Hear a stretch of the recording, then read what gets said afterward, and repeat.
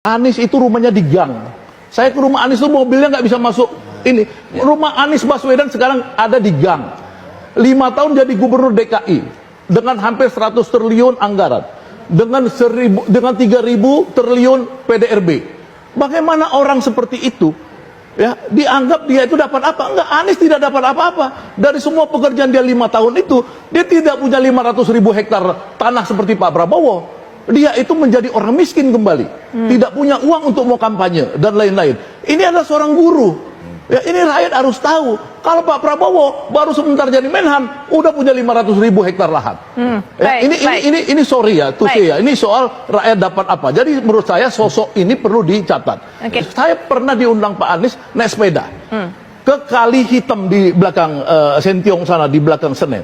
1 jam kita naik sepeda. Ngapain nih gubernur naik sepeda asap-asap sore-sore? Sampai ke sana, Pak Anies itu ketemu ibu-ibu yang ngurus PAUD.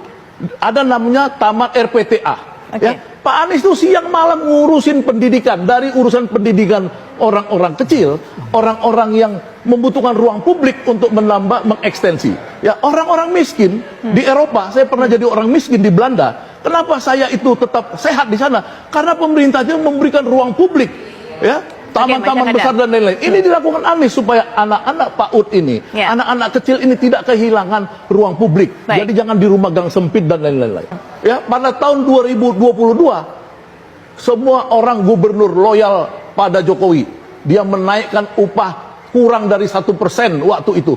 Anies menaikkan 5,1%. Upah boleh dilihat. Dan Anies berhasil meyakinkan pengusaha-pengusaha itu, Anda itu udah kaya, kenapa Anda tidak mau berbagi kepada orang miskin? Buruh-buruh, akhirnya sekarang hampir semua buruh mendukung Anies Baswedan. Yang ketiga, ya, kita tahu bahwa ini 3 lagi. Singkat saja Bang Suganda. Saya ingetin 3 dalam 1, ya, bahwa Pak Anies ini, ya, kalau dia pada akhirnya insya Allah jadi Presiden Republik Indonesia, dia sudah berjanji bahwa tidak ada orang-orang yang menjadi kaya karena dia di kabinet dan lain-lain.